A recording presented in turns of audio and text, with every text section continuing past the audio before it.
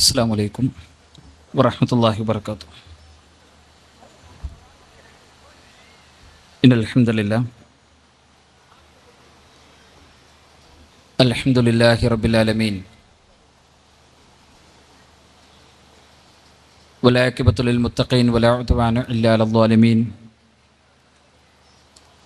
വനുസല്ലി വനുസല്ലിമു അലാ അഷ്റഫിൽ അംബിയാഇ വൽ മുർസലീൻ വഅലാ ആലിഹി വസ്വഹാബിഹി അൽ ഫായിസീന ബിറിദല്ലാഹ് അമ്മാ ബഅദ്.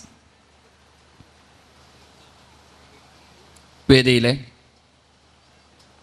സമാദരണീയരായ ഈ സ്ഥാപനത്തിൻ്റെയും സൗത്ത് കർണാടക സലഫി മൂവ്മെൻറ്റ് സംഘടനയുടെയും സാരഥികളെ, സഹോദരങ്ങളെ, സഹോദരിമാരെ,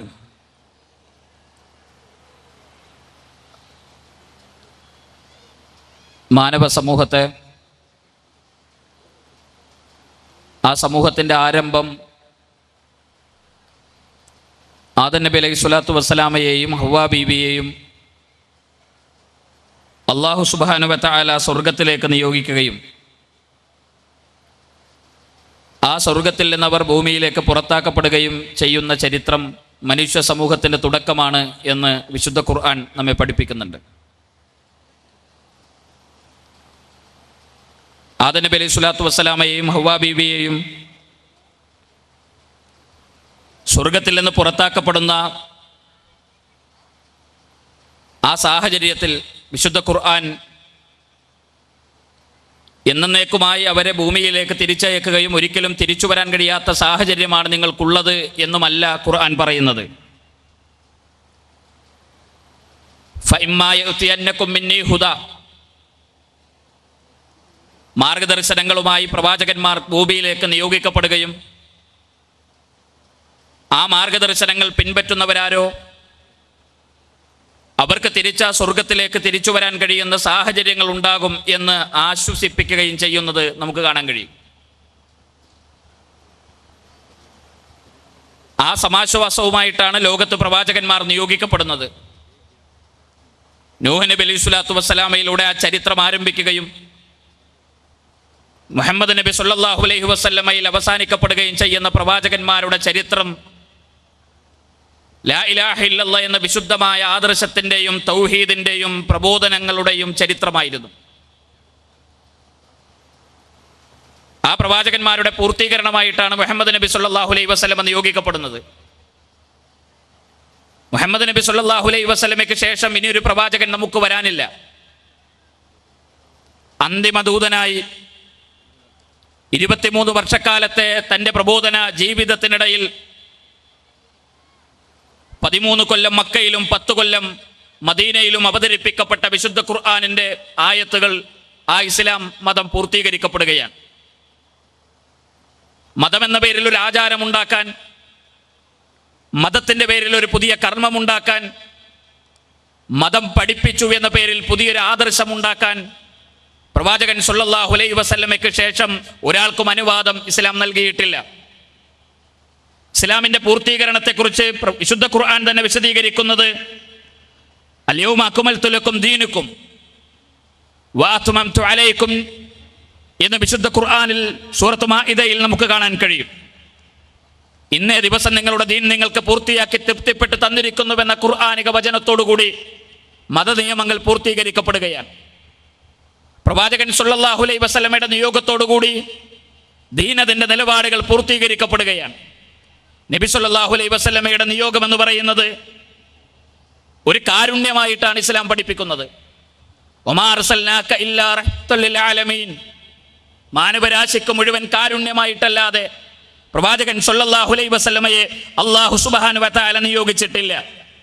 വിശുദ്ധ ഖുർആൻ വീണ്ടും പ്രവാചകന്റെ നിയോഗത്തെക്കുറിച്ച് പറയുന്നത് ലഖദ് മന്നല്ലാഹു അലൽ മുഅ്മിനീന ഇദ് ബഅസ ഫീഹിം റസൂലൻ മിൻ അൻഫുസിഹിം, പ്രവാചകൻ സല്ലല്ലാഹു അലൈഹി വസല്ലമയെ ഒരു അനുഗ്രഹമായി കൊണ്ടാണ് വിശ്വാസികൾക്കിടയിലേക്ക് അല്ലാഹു നിയോഗിച്ചത്. ആ പ്രവാചകൻ യത്ലു അലൈഹിം ആയാതിഹി വയുസക്കീഹിം വയുഅല്ലിമുഹുൽ കിതാബ വൽ ഹിക്മ, നബി സല്ലല്ലാഹു അലൈഹി വസല്ലം വിശുദ്ധ ഖുർആനിന്റെ ആയാത്തുകൾ അവർക്ക് ഓതിക്കൊടുക്കുകയും ഹിക്മത്തും അതിന്റെ വ്യാഖ്യാനങ്ങളും ആ സമൂഹത്തെ പഠിപ്പിക്കുകയും ചെയ്തു എന്ന് വിശുദ്ധ ഖുർആൻ പ്രവാചകൻ ആ സമുദായത്തിന് നൽകിയ അനുഗ്രഹമായി നമ്മെ പഠിപ്പിക്കുന്നുണ്ട്. ആ പ്രവാചകൻ സല്ലല്ലാഹു അലൈഹി വസല്ലമ മാനവരാശിക്ക് മുഴുവൻ കാരുണ്യമാണ്. ആ കാരുണ്യം എന്ന് പറയുന്നത് വിശുദ്ധ ഖുർആനിന്റെ ആയത്തുകൾ പഠിപ്പിക്കുകയും പ്രവാചകൻ സല്ലല്ലാഹു അലൈഹി വസല്ലമ ആയത്തിന്റെ വ്യാഖ്യാനങ്ങളായി വിശുദ്ധ ഖുർആനിന്റെ വ്യാഖ്യാനങ്ങളായ പ്രവാചക വചനങ്ങൾ ഈ സമൂഹത്തിൽ പഠിപ്പിക്കുകയും വിശദീകരിക്കുകയും ചെയ്തു എന്നാണ് ഈ ആയത്തിൽ നിന്ന് നമുക്ക് മനസ്സിലാക്കാൻ കഴിയുന്നത്. ഇതിന് സമാനമായ ഒട്ടേറെ ആയത്തുകൾ വിശുദ്ധ ഖുർആൻ പ്രവാചകന്റെ നിയോഗവുമായി വിശദീകരിക്കുന്നുണ്ട്. സമയത്തിന്റെ പരിമിതി കൊണ്ട് ഞാൻ കൂടുതലായ ആ മേഖലകളിലേക്ക് കടന്നു പോകുന്നില്ല. പ്രവാചകൻ നമുക്ക് കാരുണ്യമാണ്. പ്രവാചകൻ സല്ലല്ലാഹു അലൈഹി വസല്ലം നമുക്ക് അനുഗ്രഹമാണ്. ആ പ്രവാചകനെ സ്നേഹിക്കുക എന്നത് ഓരോ വിശ്വാസിയുടെയും നിർബന്ധമായ ബാധ്യതയാണ് എന്ന് ഇസ്ലാം പഠിപ്പിക്കുന്നു. ഇമാം ബുഖാരി ഉദ്ധരിക്കുന്ന ഒരു ഹദീസ്, മഹാനായ പ്രവാചകൻ സല്ലല്ലാഹു അലൈഹി വസല്ലം പറഞ്ഞു, ലാ യുഅ്മിനു അഹദുക്കും ഹത്താ അകൂന അഹബ്ബ ഇലൈഹി മിൻ വാലിദിഹി വവലദിഹി മന്നാസി അജ്മഈൻ. ലോകത്തുള്ള സകല മനുഷ്യരെക്കാളേറെ, നിങ്ങളുടെ മക്കളെക്കാളേറെ, നിങ്ങളുടെ മാതാപിതാക്കളെക്കാളേറെ ഞാൻ നിനക്ക് പ്രിയപ്പെട്ടതാകുന്നത് വരെ നിങ്ങളിൽ ഒരാളും വിശ്വാസികളാവുകയില്ല. ഒരാൾ വിശ്വാസിയാകണമെങ്കിൽ അവൻ ലോകത്തേറ്റവും പ്രിയപ്പെട്ടത് അവൻ്റെ മക്കളെക്കാളേറെ, അവൻ്റെ മാതാപിതാക്കളെക്കാളേറെ, അവൻ്റെ കച്ചവടത്തെക്കാളേറെ, അവൻ്റെ സൗഭാഗ്യങ്ങളെക്കാളേറെ, അവൻ ജീവിതം നൽകുന്ന സകലതിനേക്കാളേറെയും പ്രവാചകൻ സല്ലല്ലാഹു അലൈഹി വസല്ലം അവന് പ്രിയപ്പെട്ടതാകണം എന്ന് ഇമാം ബുഖാരി ഉദ്ധരിക്കുന്ന ഹദീസിൽ നമുക്ക് കാണാൻ സാധിക്കും. വീണ്ടും വിശുദ്ധ ഖുർആൻ തന്നെ പ്രവാചകനെ സ്നേഹിക്കുന്നതിനെ കുറിച്ച് പറയുന്നത്, അന്നബിയു ഔലാ ബിൽ മുഅ്മിനീന മിൻ അൻഫുസിഹിം. വിശ്വാസികൾക്ക് അവരുടെ ശരീരത്തെക്കാളേറെ ആ പ്രവാചകൻ പ്രിയപ്പെട്ടതാകണം. ഒന്നിനേക്കാളും പ്രവാചകന്റെ മുകളിൽ ഒരാളും അവരുടെ ജീവിതത്തിൽ ഉണ്ടാകാൻ പാടില്ല എന്നാണ് അല്ലാഹു സുബ്ഹാനഹു വ തആല മനുഷ്യരെ പഠിപ്പിക്കുന്നത്. ഉമർ ഇബ്നു ഖത്താബ് റളിയല്ലാഹു അൻഹു ഒരിക്കൽ പ്രവാചകൻ സല്ലല്ലാഹു അലൈഹി വസല്ലമയോട് പറയുന്നു, ഞങ്ങൾ പ്രവാചകന്റെ കൂടെ ഇരിക്കുന്ന സമയത്ത് മഹാനായ ഉമർ ഇബ്നു ഖത്താബ് റളിയല്ലാഹു അൻഹു പ്രവാചകന്റെ കൈകൾ പിടിച്ചുകൊണ്ട് പറഞ്ഞു, നബിയെ, എൻ്റെ ശരീരം കഴിഞ്ഞാൽ ഞാൻ ഏറ്റവും കൂടുതൽ ഇഷ്ടപ്പെടുന്നത്, ഞാൻ ഏറ്റവും കൂടുതൽ സ്നേഹിക്കുന്നത് അങ്ങയെയാണ്. എൻ്റെ ശരീരം കഴിഞ്ഞാൽ എനിക്ക് അങ്ങയെ വലിയ സ്നേഹമാണ്. ഉമർ ബിൻ ഖത്താബ് റളിയല്ലാഹു അൻഹുവിനോട് നബി സല്ലല്ലാഹു അലൈഹി വസല്ലമയുടെ മറുപടി, നിന്റെ ഈമാൻ പൂർണ്ണമല്ല, നിന്റെ ഈമാൻ പൂർണ്ണമല്ല. നബി സല്ലല്ലാഹു അലൈഹി വസല്ലമയുടെ ആ മറുപടി ഉമർ റളിയല്ലാഹു അൻഹുവിന് താങ്ങാൻ കഴിയുമോ? ഉമർ റളിയല്ലാഹു അൻഹുവിന് അത് ഉൾക്കൊള്ളാൻ കഴിയുമോ? ഇല്ല. ഉമർ റളിയല്ലാഹു അൻഹു ചോദിച്ചു, അല്ലാഹുവിൻ്റെ പ്രവാചകരെ, എന്തുകൊണ്ടാണ് ഞാൻ അങ്ങ് ഏറ്റവും കൂടുതൽ ഇഷ്ടപ്പെടുന്നത്, എൻ്റെ ശരീരം കഴിഞ്ഞാൽ ഇഷ്ടപ്പെടുന്നത് അങ്ങയെയാണ് എന്ന് പറയുമ്പോൾ എൻ്റെ ഈമാൻ പൂർണ്ണമല്ല എന്നങ്ങ് പറയാനുള്ള കാരണം എന്താണ്? നബി സല്ലല്ലാഹു അലൈഹി വസല്ലം അതിന് മറുപടി പറയുന്നത്, ഞാൻ നിനക്ക് പ്രിയപ്പെട്ടതാകണം. ഏതിനേക്കാളേറെ? നിന്റെ ശരീരത്തെക്കാളേറെ, ഈ ലോകത്തുള്ള സകലതിനേക്കാളേറെയും ഞാൻ നിനക്ക് പ്രിയപ്പെട്ടതാകുന്നത് വരെ നിന്റെ ഈമാൻ പൂർണ്ണമാവുകയില്ല.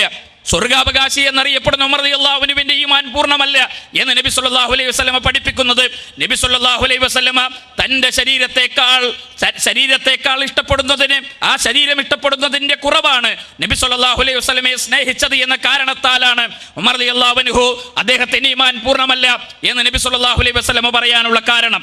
അപ്പോൾ ഉമർ റളിയല്ലാഹു അൻഹു പറഞ്ഞു, നബിയെ, ഫഇന്നഹു അൽആൻ വല്ലാഹി ലഅൻത അഹബ്ബു ഇലയ്യ മിൻ നഫ്സി. എൻ്റെ ശരീരത്തെക്കാളേറെയും എനിക്കിപ്പോൾ ഏറ്റവും പ്രിയപ്പെട്ടത് അങ്ങാണ് എന്ന് നബി സല്ലല്ലാഹു അലൈഹി വസല്ലമയോട് ഉമർ ബിൻ ഖത്താബ് റളിയല്ലാഹു അൻഹു പറയുന്നു. ആ റസൂലുള്ളാഹി സ്വല്ലല്ലാഹു അലൈഹി വസല്ലം പറഞ്ഞു, ഇപ്പോഴാണ് നിന്റെ ഈമാൻ പൂർണ്ണമായത് എന്ന് ഉമർ റളിയല്ലാഹു അൻഹുവിനെ ആശ്വസിപ്പിക്കുന്നത് നമുക്ക് കാണാൻ കഴിയും. സഹോദരങ്ങളെ, ഉമർ ബിൻ ഖത്താബ് റളിയല്ലാഹു അൻഹുവിന്റെ സമീപനം, അദ്ദേഹത്തിന്റെ സംസാരത്തോട് നബി സല്ലല്ലാഹു അലൈഹി വസല്ലമയുടെ പ്രതികരണം അതായിരുന്നുവെങ്കിൽ പ്രവാചകൻ സല്ലല്ലാഹു അലൈഹി വസല്ലമ നമ്മുടെ ജീവിതത്തിൽ എവിടെ നിൽക്കുന്നുവെന്ന് ഒന്ന് അനാവരണം ചെയ്യാൻ, താരതമ്യം ചെയ്യാൻ ഈ സമയം നമ്മൾ വിനിയോഗിക്കേണ്ടതുണ്ട്. നമ്മുടെ വസ്ത്രം പ്രവാചകൻ സല്ലല്ലാഹു അലൈഹി വസല്ലമ പഠിപ്പിച്ചതുപോലെയാണോ? നമ്മുടെ ശരീരം അല്ലാഹുവിന്റെ റസൂൽ പഠിപ്പിച്ചതുപോലെയാണോ? നമ്മുടെ സംസാരങ്ങൾ, നമ്മുടെ പെരുമാറ്റങ്ങൾ, നമ്മുടെ ഇടപാടുകൾ, നാം നമ്മുടെ ജീവിതത്തിൽ ഏത് സമീപനം സ്വീകരിക്കുമ്പോഴും ആ സമീപനങ്ങളിലെല്ലാം പ്രവാചകൻ സല്ലല്ലാഹു അലൈഹി വസല്ലം എവിടെയാണ് വരുന്നത്? എൻ്റെ അയൽപക്ക ബന്ധത്തിൽ, എൻ്റെ മാതാപിതാക്കളോടുള്ള ബന്ധത്തിൽ, എൻ്റെ മക്കളോടുള്ള പെരുമാറ്റത്തിൽ, എൻ്റെ ഇണകളോടുള്ള പെരുമാറ്റത്തിൽ, എൻ്റെ കുടുംബ ബന്ധങ്ങളുടെ കാര്യത്തിൽ, എൻ്റെ അയൽപക്ക ബന്ധങ്ങളുടെ കാര്യത്തിൽ, എൻ്റെ അധ്യാപകരോട്, എൻ്റെ വിദ്യാർത്ഥികളോട്, എൻ്റെ അയൽവാസികളോട്, എൻ്റെ നാട്ടുകാരോട് എല്ലാ രംഗത്തും ഞാൻ സംസാരിക്കുന്നത്, ഞാൻ പെരുമാറുന്നത്, ഞാൻ ഇടപെടുന്നത് പാടുന്നത്, ഞാൻ വസ്ത്രം ധരിക്കുന്നത്, ഞാൻ ഭക്ഷണം കഴിക്കുന്നത് ആ റസൂലുള്ളാഹി സ്വല്ലല്ലാഹു അലൈഹി വസല്ലമ പഠിപ്പിച്ച രൂപത്തിലാണോ എന്നത് ഓരോ വിശ്വാസികളും താരതമ്യപ്പെടുത്തേണ്ടതുണ്ട്. അത് രണ്ടാമതാകുന്നുണ്ട് എങ്കിൽ, പ്രവാചകൻ നമുക്ക് നമ്മുടെ മക്കളുടെ താഴെയാകുന്നുണ്ട് എങ്കിൽ, പ്രവാചകൻ സ്വല്ലല്ലാഹു അലൈഹി വസല്ലമ നമുക്ക് നമ്മുടെ കുടുംബത്തിന്റെ താഴെയാകുന്നുണ്ട് എങ്കിൽ, നബി സ്വല്ലല്ലാഹു അലൈഹി വസല്ലമ നമുക്ക് നമ്മുടെ സമൂഹത്തിന്റെ താഴെയാകുന്നുണ്ട് എങ്കിൽ, നമ്മുടെ ഈമാൻ പൂർണ്ണമാണോ എന്നത് ഓരോരുത്തരും ഈ സന്ദർഭത്തിൽ ആലോചിക്കേണ്ടതുണ്ട്. അത് നിർബന്ധമാണ്. ഈമാനിന്റെ മാധുര്യം അനുഭവിക്കാൻ അവസരം നിങ്ങൾ ആഗ്രഹിക്കുന്നുണ്ടോ? ഈമാനിന്റെ മാധുര്യം അനുഭവിക്കാൻ ആഗ്രഹിക്കാത്തവരുണ്ടോ? ഈമാനിന്റെ മധുരം അനുഭവിക്കാൻ ആഗ്രഹമില്ലാത്തവരുണ്ടോ? ഈമാനിന്റെ മധുരം കിട്ടാതെ മരിച്ചു പോകുക എന്നത് ആലോചിക്കാൻ കഴിയാത്തൊരു കാര്യമല്ലേ? പ്രവാചകൻ സ്വല്ലല്ലാഹു അലൈഹി വസല്ലമ പറയുന്നത്, ഈമാനിന്റെ മാധുര്യം അനുഭവിക്കാൻ ആഗ്രഹിക്കുന്നവർക്ക് പ്രവാചകൻ സ്വല്ലല്ലാഹു അലൈഹി വസല്ലം അവരുടെ ജീവിതത്തിൽ എല്ലാത്തിനേക്കാളും പ്രിയപ്പെട്ടതാകുക എന്നത് നിർബന്ധമാണ്. സലാസും മൻ കുന്ന ഫീഹി വജദ ഹലാവത്തൽ ഈമാൻ. ഈമാനിന്റെ മാധുര്യം അനുഭവിക്കാൻ അവസരം കിട്ടുന്ന ആളുകളുടെ പ്രത്യേകതകൾ പ്രവാചകൻ സ്വല്ലല്ലാഹു അലൈഹി വസല്ലമ വിശദീകരിക്കുന്നത്, അയകൂനല്ലാഹു വറസൂലുഹു അഹബ്ബ ഇലൈഹി മിമ്മാ സിവാഹുമാ. ലോകത്തെല്ലാത്തിനേക്കാളും പ്രിയപ്പെട്ടത് ഇനി എനിക്ക് അതിന് മുകളിൽ ഒന്നില്ല. എൻ്റെ അധ്യാപകരില്ല, എൻ്റെ വിദ്യാർത്ഥികളില്ല, എൻ്റെ മാതാപിതാക്കളില്ല, എൻ്റെ നാട്ടുകാരില്ല, എൻ്റെ സമുദായമില്ല, എൻ്റെ നേതാക്കന്മാരില്ല, എൻ്റെ സംഘടനയില്ല. എല്ലാത്തിനേക്കാളും എനിക്ക് പ്രിയപ്പെട്ടത് അല്ലാഹുവും അല്ലാഹുവിൻ്റെ റസൂലുമാണ് എന്നൊരാൾ നിലപാട് സ്വീകരിക്കുന്നത് വരെ ഈമാനിന്റെ മാധുര്യം അനുഭവിക്കാൻ അവർക്ക് അവസരമില്ല എന്ന് നബി സല്ലല്ലാഹു അലൈഹി വസല്ലമ കൂട്ടിച്ചേർക്കുകയാണ്. ഈ ഓർമ്മപ്പെടുത്തലുകൾ കേട്ട സ്വഹാബികൾ അവരുടെ സമീപനങ്ങൾ എന്തായിരുന്നു? അവരുടെ നിലപാടുകൾ എന്തായിരുന്നു? ഉമർ റളിയല്ലാഹു അൻഹുവിന്റെ ചരിത്രത്തെക്കുറിച്ച് ഞാൻ നിങ്ങളോട് വിശദീകരിക്കുകയുണ്ടായി. അബൂബക്കർ സിദ്ദീഖ് റളിയല്ലാഹു അൻഹു, മഹാനായ ഉമർ ബിൻ ഖത്താബ് റളിയല്ലാഹു അൻഹു, അവരുടെ എല്ലാം സമീപനങ്ങൾ ജീവിതത്തിൽ എങ്ങനെയായിരുന്നു? നബി സല്ലല്ലാഹു അലൈഹി വസല്ലമയുടെ കൂടെ സ്വർഗ്ഗത്തിൽ ഒരു മൺവെട്ടി ചാരി വെക്കാനുള്ള സ്ഥലം എനിക്ക് കിട്ടുമെന്ന് ഉറപ്പുണ്ടായിരുന്നുവെങ്കിൽ ആകാശഭൂമികൾക്കിടയിലുള്ള സകലതും ഞാൻ നൽകാൻ തയ്യാറായിരുന്നുവെന്ന് മഹാനായ അബൂബക്കർ സിദ്ദീഖ് റളിയല്ലാഹു അൻഹു, ഉമർ ബിൻ ഖത്താബ് റളിയല്ലാഹു അൻഹു ഒക്കെ പറയുന്ന വാചകങ്ങൾ ചരിത്രത്തിൽ നമുക്ക് കാണുവാൻ കഴിയും. എത്രയാണ് അവർ പ്രവാചകനെ സ്നേഹിച്ചത്? ഞാൻ ആ ചരിത്രങ്ങൾ ദീർഘമായി വിശദീകരിക്കുന്നില്ല. നബി സല്ലല്ലാഹു അലൈഹി വസല്ലമയും അബൂബക്കർ സിദ്ദീഖ് റളിയല്ലാഹു അൻഹുവും ഹിജറ പോകുമ്പോൾ അബൂബക്കർ റളിയല്ലാഹു അൻഹു മുന്നിൽ നടക്കുന്നു, പിന്നിൽ നടക്കുന്നു, വലതുഭാഗത്തും ഇടതുഭാഗത്തും ഒക്കെ മാറി മാറി നടക്കുന്നു. റസൂലുള്ളാഹി സ്വല്ലല്ലാഹു അലൈഹി വസല്ലം ചോദിച്ചു, യാ അബൂബക്കർ, എന്താണ് നിങ്ങൾക്ക് പറ്റിയത്? നിങ്ങൾ എന്തിനാണ് ഇങ്ങനെ മാറി മാറി നടക്കുന്നത്? അബൂബക്കർ റളിയല്ലാഹു അൻഹുവിന്റെ മറുപടി, അല്ലാഹുവിന്റെ റസൂലേ, ഞാൻ എൻ്റെ ജീവിതത്തിൽ ഏറ്റവും പ്രിയപ്പെട്ടത്, എനിക്ക് എൻ്റെ ജീവിതത്തിൽ ഏറ്റവും പ്രിയപ്പെട്ടത്, ഞാൻ എൻ്റെ ഉമ്മയെ ഉപ്പയെ ഫിദിയ നൽകിയത്, അല്ലാഹുവിന്റെ റസൂലേ, ഞങ്ങളുടെ ജീവൻ മുഴുവൻ ഞങ്ങൾ ഫിദിയ നൽകിയത് അങ്ങയുടെ ജീവന് വേണ്ടിയാണ്. അങ്ങയുടെ ശരീരത്തിൽ ഒരു മൺതരി പറ്റുന്നത് ഞങ്ങൾക്ക് സഹിക്കാനാവാത്ത സങ്കടമുണ്ടാകുന്നു. അതുകൊണ്ട് ഞാൻ അങ്ങയുടെ ശരീരത്തിന്റെ ചുറ്റും മാറി മാറി നടക്കുന്നത് ശത്രുക്കൾ ഇവിടെ നിന്നെങ്കിലും വരുന്നുണ്ടോ എന്ന് നോക്കുന്നതിന് വേണ്ടിയാണ്, എനിക്ക് അങ്ങയോടുള്ള ഇഷ്ടം കൊണ്ടാണ് എന്ന് നബി സല്ലല്ലാഹു അലൈഹി വസല്ലമയോട് അബൂബക്കർ സിദ്ദീഖ് റളിയല്ലാഹു അൻഹു മറുപടി പറയുന്നു. യുദ്ധസമാനമായ സാഹചര്യങ്ങളിൽ ഒരു മതിൽ പോലെ പ്രവാചകന്റെ മുന്നിൽ സ്വഹാബത്ത് നിൽക്കുന്നു. ഹുദൈബിയ യുദ്ധത്തിന്റെ പോരാട്ട ഭൂമിയിൽ ഒറ്റപ്പെട്ട ഒരു കുന്നിൻ മുകളിൽ അല്ലാഹുവിന്റെ റസൂൽ നിൽക്കുമ്പോൾ ത്വൽഹാ റളിയല്ലാഹു അൻഹു റസൂലുള്ളാഹിന്റെ മുന്നിൽ തന്റെ പെരുമാറ് കാണിച്ചുകൊണ്ട് നിൽക്കുന്ന രംഗമുണ്ട്. ചുറ്റുനിന്നും ശത്രുക്കൾ പ്രവാചകന്റെ നേരെ ഏതുവിടുന്ന അമ്പുകൾ മുഴുവൻ സ്വന്തം ശരീരം കൊണ്ട് ഏറ്റെടുത്ത്, ആ സ്വന്തം നെഞ്ചിലേക്ക് ഏറ്റെടുത്ത് ആ യുദ്ധഭൂമിയിൽ മരിച്ചു വീഴാൻ അവസരം കിട്ടുമാറ് മഹാനായ ത്വൽഹാ റളിയല്ലാഹു അൻഹു പൊരുതി നേടിയത് പ്രവാചകനോടുള്ള ഇഷ്ടവും സ്നേഹവുമായിരുന്നുവെന്നത് ചരിത്രത്തിൽ നമുക്ക് വായിക്കാൻ കഴിയും. നബി സല്ലല്ലാഹു അലൈഹി വസല്ലമ പ്രവാചകനെ സ്നേഹിക്കുന്ന കാര്യങ്ങളെക്കുറിച്ച് വിശദീകരിക്കുന്ന എത്രയോ ഹദീസുകൾ, സമയത്തിന്റെ പരിമിതി കൊണ്ട് ഞാൻ ആ മേഖലകളിൽ, ആ ചരിത്രങ്ങളിലേക്ക് കടന്നു പോകാൻ ആഗ്രഹിക്കുന്നില്ല. നബി സല്ലല്ലാഹു അലൈഹി വസല്ലമയുടെ ചര്യകളെ സ്വീകരിക്കണമെന്ന് പറയുന്നിടത്ത് പല അഭിപ്രായ വ്യത്യാസങ്ങളും കടന്നു വരുന്ന ഒരു കാലഘട്ടത്തിലാണ് നമ്മൾ ജീവിച്ചു കൊണ്ടിരിക്കുന്നത്. ഒരാൾ വിശ്വാസിയാകണം, അഷ്ഹദു അല്ലാ ഇലാഹ ഇല്ലല്ലാഹ്, ഞാൻ അല്ലാഹുവല്ലാതെ ആരാധനക്കർഹൻ ഒരാളുമില്ല എന്ന് സാക്ഷ്യം വഹിക്കുന്നുവെന്ന് ഒരാൾ ഷഹാദത്ത് കലിമയുടെ ഒരു ഭാഗം ചൊല്ലുന്നു. രണ്ടാമത്തെ ഭാഗം ഏതാ? അവിടെ അവസാനിക്കുന്ന ഒന്നാണോ ഇസ്ലാം എന്ന് പറയുന്നത്? ലാ ഇലാഹ ഇല്ലല്ലാഹ് എന്നതിൽ മാത്രം അവസാനിക്കുന്ന ഒന്നാണോ ഇസ്ലാം എന്ന് പറയുന്നത്? അല്ല. വഅശ്ഹദു അന്ന മുഹമ്മദൻ റസൂലുള്ളാഹ്, മുഹമ്മദ് നബി സല്ലല്ലാഹു അലൈഹി വസല്ലം അല്ലാഹുവിന്റെ ദൂതനാണ് എന്ന് ഞാൻ സാക്ഷ്യം വഹിക്കുന്നുവെന്ന് പറയുമ്പോഴാണ് ഒരാളുടെ വിശ്വാസം പൂർണ്ണമാകുന്നത്, ഒരാൾ വിശ്വാസിയാകുന്നത്. ലാ ഇലാഹ ഇല്ലല്ലാഹ് എന്ന് മാത്രമല്ല, മുഹമ്മദൻ റസൂലുള്ളാഹ് എന്ന് ചേരുമ്പോഴാണ് ആ വചനം പൂർത്തിയാകുന്നതും ദീനും ഈമാനും വിശ്വാസവും അവന്റെ ഹൃദയത്തിൽ സന്നിവേശിപ്പിക്കപ്പെടുന്നതും. ഇതിൽ രണ്ടാമത്തെ ഭാഗത്തോടുള്ള നമ്മുടെ സമീപനം എന്താണ്? ഖുർആൻ കുഴപ്പമില്ല, ഖുർആൻ ഞാൻ അംഗീകരിക്കുന്നു, ഹദീസുകളോ അത് എല്ലാ ഹദീസും നമ്മൾ സ്വീകരിക്കേണ്ടതുണ്ടോ? നമ്മളത് ഉൾക്കൊള്ളേണ്ടതുണ്ടോ? നമ്മളത് ഏറ്റെടുക്കേണ്ടതുണ്ടോ? ഹദീസ് എന്ന് പറയുന്നത് ഇപ്പം അത്ര ഗൗരവമുള്ളൊരു കാര്യമാണോ എന്നൊക്കെ ചോദിക്കുന്ന ആളുകളെ സമൂഹത്തിൽ കാണാൻ കഴിയും. എന്നാൽ ഖുർആൻ പറയുന്നതോ വമാ യൻതിഖു അനിൽ ഹവാ ഇൻ ഹുവ ഇല്ലാ വഹ്യും യൂഹാ. മുഹമ്മദ് നബി സല്ലല്ലാഹു അലൈഹി വസല്ലം എന്ന് പറയുന്നത് നിങ്ങളെപ്പോലെ സ്വന്തം ഇഷ്ടപ്രകാരം സംസാരിക്കുന്ന ഒരാളാണ് എന്നാണോ നിങ്ങൾ ധരിച്ചത്? അല്ല. പ്രവാചകൻ എന്ന് പറയുന്നത് നിങ്ങളെപ്പോലെ സ്വന്തം ഇഷ്ടപ്രകാരം സംസാരിക്കുന്ന ഒരാളല്ല. വമാ യൻതിഖു അനിൽ ഹവാ, ഈ ഹവയനുസരിച്ച് ഇച്ഛക്കനുസരിച്ച് തോന്നിയതുപോലെ സംസാരിക്കുന്ന ഒരാളല്ല അള്ളാഹുവിന്റെ പ്രവാചകൻ. ഇൻ ഹുവ ഇല്ലാ വഹ്യും യൂഹാ, വഹി അനുസരിച്ചല്ലാതെ, ആകാശലോകത്ത് നിന്ന് ദിവ്യ വെളിച്ചമായി അവതരിക്കപ്പെടുന്ന വഹി അനുസരിച്ചല്ലാതെ മതപരമായ ഒരു കാര്യങ്ങളും ആ പ്രവാചകൻ നിങ്ങളോട് സംസാരിക്കുകയില്ല, സംസാരിച്ചിട്ടുമില്ല എന്ന് പറയുന്നത് ഖുർആനാണ്. എന്ന് പറഞ്ഞ റസൂലുള്ളാഹിന്റെ ഹദീസ് എന്ന് പറയുന്നത് വഹിയാണ് എന്ന് വിശുദ്ധ ഖുർആൻ പഠിപ്പിക്കുന്നു. അപ്പൊ ഹദീസിൽ വന്ന് അത് ഹദീസല്ലേ? അത് നമ്മളിപ്പോൾ നമ്മുടെ ബുദ്ധിക്ക് യോജിക്കുന്നുണ്ടോ?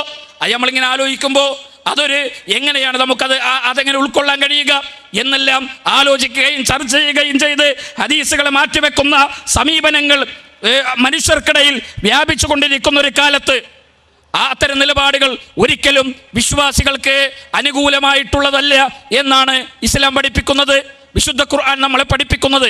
വഅൻസൽനാ ഇലൈക, പ്രവാചകൻ സല്ലല്ലാഹു അലൈഹി വസല്ലമയ്ക്ക് ഖുർആൻ അവതരിപ്പിച്ചതിനെ കുറിച്ച് വിശുദ്ധ ഖുർആൻ വിശദീകരിക്കുമ്പോൾ ലിതുബയ്യിന ലിന്നാസി മാ നുസ്സില ഇലൈഹിം, പ്രവാചകരെ താങ്കളിലേക്ക് ഖുർആൻ അവതരിക്കപ്പെട്ടത്, താങ്കളുടെ ഉത്തരവാദിത്തം എന്ന് പറയുന്നത് ലിതുബയ്യിന ലിന്നാസ്, ജനങ്ങൾക്കിത് വിശദീകരിച്ചു കൊടുക്കുക എന്നതാണ്.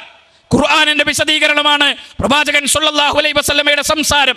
ഒരാൾ ഖുർആൻ മാത്രം സ്വീകരിക്കുന്നു എന്ന് പറയുന്നു, അയാൾക്ക് മുസ്ലിം ആകാൻ കഴിയുമോ? അയാൾക്ക് വിശ്വാസിയാകാൻ കഴിയുമോ? ഇല്ല. കാരണം ആരാധനകളെ കുറിച്ച് ഖുർആൻ പറയുന്നുണ്ട്, നമസ്കരിക്കണമെന്ന് ഖുർആൻ പറയുന്നു. എങ്ങനെ നിങ്ങൾ നമസ്കരിക്കണം? ഒരാൾ ഖുർആൻ മാത്രമേ സ്വീകരിക്കൂ. ഖുർആൻ മാത്രം സ്വീകരിച്ച അയാൾക്ക് നമസ്കരിക്കാൻ കഴിയുമോ? സക്കാത്ത് കൊടുക്കണമെന്ന് ഖുർആൻ പറയുന്നു. വാത്തുസ് സക്കാത്ത്, സക്കാത്ത് കൊടുക്കണമെന്ന് ഖുർആൻ പറയുന്നു. സക്കാത്ത് ആർക്കെല്ലാം കൊടുക്കണമെന്ന് ഖുർആൻ പറയുന്നു. എത്ര ഓഹരി വെച്ച് കൊടുക്കണം? എങ്ങനെയാണ് നിങ്ങൾ സക്കാത്ത് നൽകേണ്ടത്? എത്ര പ്രാവശ്യമാണ് നിങ്ങൾ സക്കാത്ത് നൽകേണ്ടത്? ഖുർആൻ അനുസരിച്ച് മാത്രമേ ഞാൻ ജീവിക്കൂ എന്ന് പറയുന്നവന് എങ്ങനെയാണ് സക്കാത്ത് കൊടുക്കാൻ കഴിയുക? ഒരാൾ നോമ്പ് തോൽക്കണമെന്ന് തീരുമാനിക്കുന്നു, നോമ്പ് തോൽക്കണമെന്ന് ഖുർആൻ പറയുന്നു. എന്നാൽ ആ നോമ്പിന്റെ കാര്യങ്ങളെക്കുറിച്ചുള്ള വിശദീകരണങ്ങൾ ഹദീസുകളിലാണ് നമുക്ക് കാണാൻ കഴിയുക. ഇങ്ങനെ ആരാധനകൾ നിർവഹിക്കാൻ കഴിയുമോ? ഹദീസുകൾ മാറ്റിവെച്ച ഒരാൾക്ക് തൻ്റെ ജീവിതത്തിൽ ഇബാദത്തുകൾ നിർവഹിക്കാൻ കഴിയുമോ? ഇല്ല. പ്രവാചകൻ ബുദ്ധിക്ക് യോജിക്കുക എന്നത് പലരും പറയും, ഞങ്ങളുടെ ബുദ്ധിക്ക് യോജിക്കുന്നില്ല. ബുദ്ധിക്ക് യോജിക്കുക എന്ന് പറയുന്നത് നമ്മുടെ ബുദ്ധിയാണോ?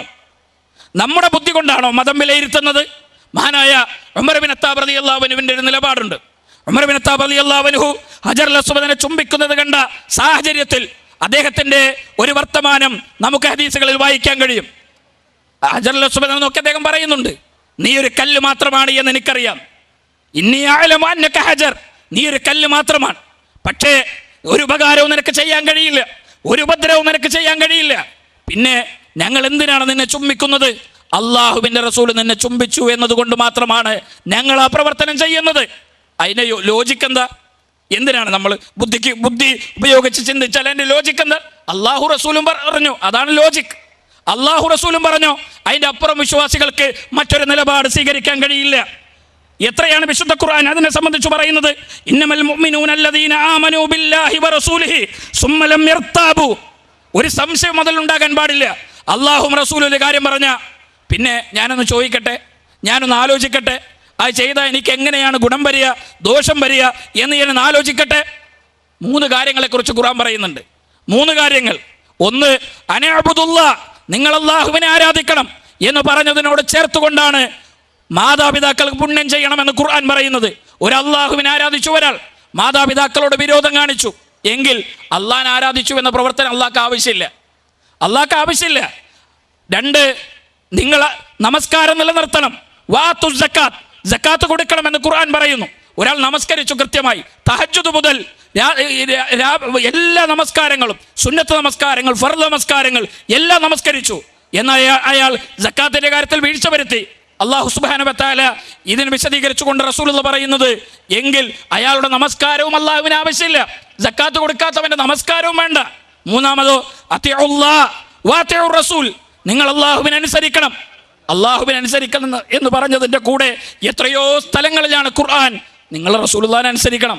അത് നിങ്ങൾക്ക് ഇഷ്ടമുള്ള കാര്യത്തിൽ മാത്രമല്ല, തോന്നിയ കാര്യത്തിൽ മാത്രമല്ല, സൗകര്യമുള്ള കാര്യത്തിൽ മാത്രമല്ല, നമുക്കിഷ്ടമാണോ അനിഷ്ടമാണോ എന്നല്ല, ദീനാണോ എങ്കിൽ അത് ജീവിതത്തിൽ സ്വീകരിക്കണം എന്നതാണ് വിശ്വാസികൾ സ്വീകരിക്കേണ്ട സമീപനം. ഒരിക്കലും സ്വഹാബി റസൂലുള്ളാഹിന്റെ അടുക്കലേക്ക് കടന്നു വരുന്നു. പ്രവാചകൻ സല്ലല്ലാഹു അലൈഹി വസല്ലമ ആ സ്വഹാബിയുടെ കയ്യിൽ ഒരു സ്വർണത്തിന്റെ ആഭരണം കാണുന്നു. നബി സല്ലല്ലാഹു അലൈഹി വസല്ലമ മുഖം ചുവന്നു. പ്രവാചകൻ അത് ഊരി വലിച്ചെറിഞ്ഞ് സ്വർണം പുരുഷന്മാർക്ക് ധരിക്കുന്നതിനെ കുറിച്ച് ശക്തമായി വിരോധിക്കുന്നു. നബി സല്ലല്ലാഹു അലൈഹി വസല്ലമ പോയി കഴിഞ്ഞപ്പോൾ ചില ആളുകൾ പറഞ്ഞു, നമുക്ക് നീ അതെടുത്തോളൂ, നിന്റെ കുടുംബത്തിൽ കുട്ടിയൊക്കെ ആർക്കെങ്കിലും ഒക്കെ ഉപയോഗിക്കാമല്ലോ, വേറെ ആളുകൾക്ക് ആർക്കെങ്കിലും അത് ഉപയോഗിച്ചുകൂടെ, നീ അതെടുത്തോളൂ. അപ്പോൾ ആ സ്വഹാബിയുടെ മറുപടി എന്താ അറിയോ? അള്ളാഹുവിൻ്റെ റസൂല് വലിച്ചെറിഞ്ഞൊന്ന് ഞാൻ എടുക്കുകയേ ഇല്ല, എൻ്റെ ജീവിതത്തിൽ ഞാൻ അത് സ്വീകരിക്കുകയേ ഇല്ല. എത്രയാണ് റസൂലുള്ളാഹിന്റെ വാക്കുകളുള്ളവർ സ്വീകരിച്ച സമീപനം? വിവാഹിതരായ, വിശദീകരിക്കാൻ എനിക്ക് സമയമല്ല, കല്യാണം കഴിഞ്ഞ് ഒരു ദമ്പതികൾ ജീവിതത്തിലേക്ക് പ്രവേശിക്കുന്നു. ഒരു സ്ത്രീ അവരുടെ അടുക്കൽ വന്ന് പറയുന്നു, നിങ്ങൾ രണ്ടുപേരും വിവാഹം കഴിക്കാൻ നിങ്ങൾക്ക് രണ്ടുപേർക്ക് അവകാശമില്ല. കാരണം നിങ്ങൾ രണ്ടുപേരും മുലകുടി ബന്ധത്തിലുള്ള സഹോദരന്മാരാണ്. വിവാഹിതരായി പുതിയൊരു ജീവിതത്തിലേക്ക് പ്രവേശിക്കാൻ നിൽക്കുന്ന ആളുകൾ, അവരുടെ സമീപത്താണ് ഒരു സ്ത്രീ വന്ന് ഈ കാര്യം പറയുന്നത്. നിങ്ങൾ മുലകുടി ബന്ധത്തിലുള്ള സഹോദരന്മാരാണ്. അവരെന്ത് ചെയ്യും? അവർ റസൂലുള്ളാഹിന്റെ അടുക്കലേക്ക് ചെന്നു. പ്രവാചകരെ, എന്ത് ചെയ്യും? ആ സ്ത്രീ ഉറപ്പിച്ചു പറയുന്നുണ്ടെങ്കിൽ, രണ്ട് വാതിലുകളിലൂടെ ചരിത്രത്തിൽ വൈകാരികമായൊരു നിമിഷം രേഖപ്പെടുത്തപ്പെട്ട് കിടക്കുന്നുണ്ട്. രണ്ട് വാതിലുകളിലൂടെ അവർ പുറത്തേക്ക് തിരിച്ചു പോകുന്നു. പ്രവാചകന്റെ വാക്കുകളോട് അവർ സ്വീകരിച്ചിരുന്ന സമീപനമാണ്. നമുക്കോ ബുദ്ധിക്ക് യോജിക്കട്ടെ, സംസം വെള്ളത്തിൻ്റെ ഹദീസ് പറയുമ്പോൾ സംസം വെള്ളം കൊണ്ടുവന്നിട്ട് അതും നമ്മുടെ നാട്ടിലെ ഈ നേത്രാവതി പുഴയിലെ വെള്ളവും തമ്മിൽ എന്ത് വ്യത്യാസമാണ് എന്ന് ചോദിക്കുന്ന ആളുകൾ നമുക്കിടയിലുണ്ട്. അള്ളാഹുവിൻ്റെ റസൂൽ സംസം വെള്ളത്തിൻ്റെ പ്രത്യേകതകളെ കുറിച്ച് വിശദീകരിക്കപ്പെട്ട ഹദീസുകൾ മുന്നിൽ വെച്ചുകൊണ്ട് എത്രയോ ഹദീസുകളിലാണ് അതിൻ്റെ പ്രത്യേകതകളെ കുറിച്ച് റസൂലുള്ളാഹി സ്വല്ലല്ലാഹു അലൈഹി വസല്ലം പറയുന്നത്. പക്ഷേ ആ സംസം വെള്ളത്തെ പരിഹസിക്കുന്നവർ, ഖബർ ശിക്ഷയെ പരിഹസിക്കുന്നവർ, അതൊക്കെ ഉണ്ടോ? അങ്ങനെയൊക്കെ ഉണ്ടാകുമോ? അതൊക്കെ എന്ത് ലോജിക്കാണ്? ലോജിക്ക് വെച്ച് ദീൻ നമുക്ക് മനസ്സിലാക്കാൻ പറ്റുമോ? മഹാനായ അലി ഇബ്നു അബീ ത്വാലിബ് റളിയല്ലാഹു അൻഹു പറയുന്ന ഒരു വാക്കുണ്ട്. അതേമാതിരി ഹുഫയുടെ മുകളിൽ നിങ്ങൾ തടവണം. ദീൻ ബുദ്ധി ഉപയോഗിച്ചുകൊണ്ട് മനുഷ്യരുടെ യുക്തിക്കനുസരിച്ചാണ് ദീൻ മനസ്സിലാക്കിയിരുന്നതെങ്കിൽ നമ്മൾ യുക്തി അനുസരിച്ച് ചെയ്യേണ്ട കാര്യം എന്താ? ഹുഫൻ്റെ അടിയിൽ, ഷൂസിൻ്റെ അടിയിൽ തടവുക എന്നതായിരുന്നു യുക്തി. എന്നാൽ റസൂലുള്ളാഹി പറഞ്ഞതോ നിങ്ങളതിൻ്റെ മുകളിൽ തടവണം. അപ്പോൾ ബുദ്ധി ഉപയോഗിച്ചുകൊണ്ടാണ് നമ്മൾ മതം മനസ്സിലാക്കുന്നതെങ്കിൽ അതിൻ്റെ അടിയിൽ തടവലാണ് യുക്തി. പക്ഷേ അള്ളാഹു റസൂലും പറഞ്ഞത് അതാണതിൻ്റെ യുക്തി. ഒരു കാര്യത്തിൽ എന്തിനാണ് നിങ്ങൾ സംസം വെള്ളത്തിന് പ്രത്യേകതയുണ്ട് എന്ന് പറയുന്നത്? അത് അല്ലാഹു റസൂലും പറഞ്ഞു അതാണ് അതിൻ്റെ യുക്തി. നിങ്ങൾ എന്തുകൊണ്ടാണ് ഖബർ ശിക്ഷയുണ്ട് എന്ന് പറയുന്നത്? അല്ലാഹു റസൂലും പറഞ്ഞു അതാണ് അതിൻ്റെ യുക്തി. യുക്തിക്കനുസരിച്ചാണെങ്കിൽ ഖുർആൻ സ്വീകരിക്കാൻ കഴിയുമോ? ഇസ്രാ മിറാജ് യാത്രകൾ നിഷേധിക്കുന്ന എത്ര ആളുകളുണ്ട്? ഇസ്ലാമിലെ ചരിത്ര പ്രസിദ്ധമായ ഒരു അത്ഭുതമല്ലേ ഇസ്രാ മിറാജ് യാത്ര എന്ന് പറയുന്നത്? ഇസ്രാ മിറാജ് യാത്ര നടന്ന മാസത്തിലാണ് നമ്മളുള്ളത്. ഇസ്രാ മിറാജ് യാത്ര റസൂലുള്ളാഹി സ്വല്ലല്ലാഹു അലൈഹി വസല്ലം പുറപ്പെട്ടു. എവിടെ നിന്നാണ്? മക്കയിലെ മസ്ജിദുൽ ഹറമിൽ നിന്ന് മസ്ജിദുൽ അക്സയിലേക്കും മസ്ജിദുൽ അക്സയിൽ നിന്ന് 7 ആകാശങ്ങളും കടന്ന് ആ രാത്രി തന്നെ തിരിച്ചു വരുന്നു. ഈ വിവരം നാട്ടിലുള്ള ആളുകളോട് പറഞ്ഞു. അവരപ്പം തന്നെ പറഞ്ഞു മുഹമ്മദ് ഒരു ഭ്രാന്തനാണ് എന്ന് ഞങ്ങൾ അന്നേ പറഞ്ഞതല്ലേ. മുഹമ്മദ് ഒരു ഭ്രാന്തനാണ് എന്ന് ഞങ്ങൾ അന്നേ പറഞ്ഞതല്ലേ. ഇപ്പം എങ്ങനെയുണ്ട്? ഇതിപ്പോൾ സാധാരണ ഭ്രാന്തൊക്കെ കഴിഞ്ഞ് നട്ടപ്പിരാന്തായ ഒരു കോലായി. ചില സ്വഹാബികൾ ഇത് കേട്ടിട്ട് അവർക്ക് പോലും വിശ്വസിക്കാൻ കഴിഞ്ഞില്ല. അവർ തിരിച്ചുപോയി. ചില റസൂലുള്ളാഹിന്റെ കൂടെ നിന്ന ചില ആളുകൾ ഇത് കുറച്ച് ഓവറായി, ഇത് നമ്മുടെ യുക്തിക്ക് പറ്റണല്ലോ, അതുകൊണ്ട് ഞങ്ങൾ തിരിച്ചുപോയി. അബൂബക്കർ സിദ്ദീഖ് റളിയല്ലാഹു അൻഹു നാട്ടിലില്ല. അദ്ദേഹം വരുന്ന വഴിയിൽ ആളുകൾ കാത്തു നിൽക്കാൻ. അബൂബക്കർ സിദ്ദീഖ് റളിയല്ലാഹു അൻഹു ഈ വിഷയം ആദ്യം പറയണം. അബൂബക്കർ സിദ്ദീഖ് റളിയല്ലാഹു അൻഹു നാട്ടിലെത്തുന്നു. നാട്ടിലേക്ക് എത്തുമ്പോൾ മക്കയിലെ മുശ്രിക്കുകൾ അദ്ദേഹത്തിൻ്റെ മുന്നിലേക്ക് ഓടിച്ചെല്ലുന്നു. അബൂബക്കർ, നിങ്ങളുടെ കൂട്ടുകാരൻ്റെ പുതിയ വർത്തമാനം അറിഞ്ഞോ? അദ്ദേഹം ചോദിച്ചു, എന്താണ് നിങ്ങൾക്ക് പറയാനുള്ളത് അദ്ദേഹത്തെക്കുറിച്ച്? മുഹമ്മദ് പുതിയൊരു വർത്തമാനം പറയുന്നു. ഒറ്റ രാത്രി കൊണ്ട് മക്കയിലെ മസ്ജിദുൽ ഹറമിൽ നിന്നും മസ്ജിദുൽ അക്സയിലേക്ക് പോയി എന്ന് വിശുദ്ധ ഖുർആനിലെ ആയത്തോതിക്കൊണ്ട് മുഹമ്മദ് ഇതാ വിശദീകരിക്കുന്നു. ഇന്നലെ പോയി രാത്രി തിരിച്ചു വന്നു എന്ന് വിശദീകരിക്കുന്നു. 1 മാസത്തെ വഴി ദൂരമുള്ള മസ്ജിദുൽ അക്സയിലേക്ക് ഒറ്റ രാത്രി കൊണ്ടുപോയി. അവിടെ കൊണ്ട് അവസാനിപ്പിച്ചില്ല, 7 ആകാശങ്ങളും കൊണ്ടുവന്ന് തിരിച്ചു വന്നുവെന്ന ഭ്രാന്തൻ ജൽപ്പനം. നീ ഇത് വിശ്വസിക്കുന്നുണ്ടോ? അബൂബക്കർ സിദ്ദീഖ് റളിയല്ലാഹു അൻഹുവിൻ്റെ ആലോചിക്കാൻ പോലും ഇട നൽകാതെ അബൂബക്കർ സിദ്ദീഖ് റളിയല്ലാഹു അൻഹു മറുപടി, ഞാൻ വിശ്വസിച്ചിരിക്കുന്നു. എനിക്കെന്തായാലും അത്ഭുതം. എന്താ കാര്യം എന്നറിയോ? അവർക്ക് അത്ഭുതമായി. അവർ ചോദിച്ചു, നീ വിശ്വസിച്ചു? അദ്ദേഹം പറഞ്ഞു, ഞങ്ങളാരും കാണാത്ത ഒരു മലക്ക് ആകാശങ്ങളിൽ നിന്ന് അള്ളാഹുവിന്റെ വഹിയും കൊണ്ട് ഇറാ ഗുഹയുടെ അന്ധകാരത്തിൽ പ്രവാചകന്റെ അടുക്കൽ വന്ന് ഇഖ്റയുടെ സന്ദേശം കൊടുത്തു എന്ന് പറയുന്ന ഞങ്ങൾക്ക് എന്താണോ, ഞങ്ങളുടെ പ്രവാചകൻ 7 ആകാശങ്ങളും കടന്ന് അള്ളാഹുവിന്റെ അടുക്കൽ സംസാരിച്ചു എന്ന് പറയുന്നത് വിശ്വസിക്കാൻ എത്ര പ്രയാസമെന്ന് അബൂബക്കർ സിദ്ദീഖ് റളിയല്ലാഹു അൻഹുവിന്റെ ചോദ്യം. മദീനത്തെ പള്ളിയിൽ നിന്നുകൊണ്ട് അള്ളാഹുവിന്റെ റസൂൽ പറയുന്നു, സ്വർഗത്തിന് 8 കവാടങ്ങളുണ്ട്, 8 കവാടങ്ങളിലൂടെയും സ്വർഗത്തിൽ പ്രവേശിക്കാൻ അർഹതയുള്ള ഒരാളുണ്ട്.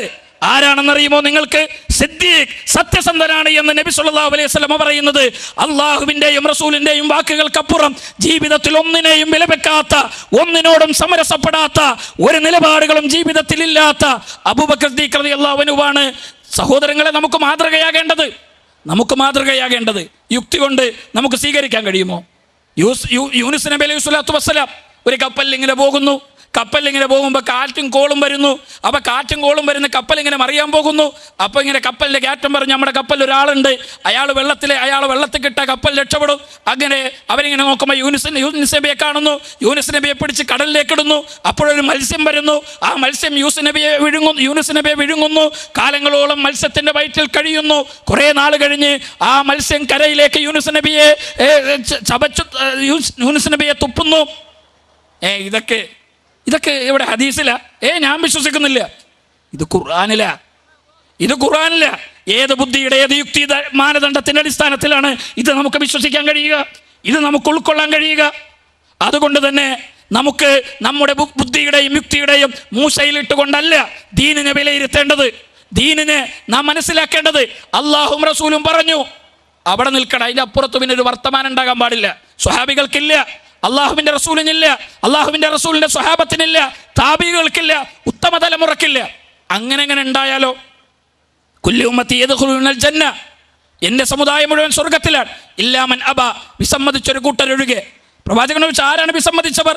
മൻ അത്വഅനി ഫദഖലൽ ജന്ന, എന്നെ അനുസരിച്ചവർ സ്വർഗത്തിൽ പ്രവേശിക്കും. വമൻ അസാനി ഫഖദ് അബ, വിസമ്മതിച്ച ആളുകൾ, എതിര് പ്രവർത്തിച്ച ആളുകൾ, അവരാണ് നരകത്തിൽ പ്രവേശിക്കുന്ന ആളുകൾ. കുൽ ഇൻ കുന്തും തുഹിബ്ബൂനല്ലാഹ്, നിങ്ങൾ ആരെങ്കിലും അള്ളാഹുവിനെ സ്നേഹിക്കുന്നുണ്ട് എങ്കിൽ ഫത്തബിഊനി, എന്നെ നിങ്ങൾ പിൻപറ്റുക. യുഹിബ്ബുക്കുമുല്ലാഹ്, എങ്കിൽ അള്ളാഹ് നിങ്ങളെ സ്നേഹിക്കും. അള്ളാഹ് നമ്മളെ സ്നേഹിക്കാനുള്ള മാനദണ്ഡം പ്രവാചകൻ സല്ലല്ലാഹു അലൈഹി വസല്ലമയെ പിൻപറ്റുക എന്നതാണ്. അതുകൊണ്ട് തന്നെ നബി സല്ലല്ലാഹു അലൈഹി വസല്ലമയുടെ ചര്യകളെ ചാണിന് ചാണായും മുഴത്തിന് മുഴമായും പിന്തുടരുന്ന, അതിനോട് ഒരു വിയോജിപ്പും മുന്നിൽ വെക്കാത്ത വിശ്വാസികളായി നാം തീരുക. അള്ളാഹു നമ്മെ അനുഗ്രഹിക്കുമാറാകട്ടെ. ഇത്തരം ഒരുപാട് സംവിധാനങ്ങൾ ഒരുക്കുന്ന ആളുകൾ, സ്ഥാപനങ്ങൾ, അതിൽ നിന്ന് പഠിച്ചിറങ്ങുന്ന കുട്ടികൾ, വൈജ്ഞാനികമായ ഒരുപാട് വീടുകളിൽ തൗഹീദിന്റെ വെളിച്ചമെത്തുന്ന സംരംഭങ്ങൾ നിലനിർത്തുവാൻ ആവശ്യമായ പ്രവർത്തനങ്ങളുമായി മുന്നോട്ട് പോകുന്ന ഇതിന്റെ സംഘാടകർ, ആ സ്ഥാപനത്തിന്റെ മേലധികാരികൾ, അധ്യാപകർ, ഉത്തരവാദിത്തപ്പെട്ടവർ, അവരെ എല്ലാം മുക്തകണ്ഠം പ്രശംസിക്കുകയും അഭിനന്ദിക്കുകയുമാണ്. അള്ളാഹുവിന്റെ അപാരമായ പ്രതിഫലം ലഭിക്കുന്ന ഒരു പ്രവർത്തനമാണ് എന്ന് തിരിച്ചറിഞ്ഞ് കൂടുതൽ കരുത്തോടെ, ശക്തിയോടെ മുന്നോട്ട് പോകാൻ സാധിക്കട്ടെ എന്ന് ആത്മാർത്ഥമായി പ്രാർത്ഥിച്ചുകൊണ്ട് ഞാൻ എൻ്റെ വാക്കുകൾക്ക് വിരാമം കുറിക്കുന്നു. വൽഹംദുലില്ലാഹി റബ്ബിൽ ആലമീൻ. അസ്സലാമു അലൈക്കും വറഹ്മത്തുള്ളാഹി വബറകാതുഹു.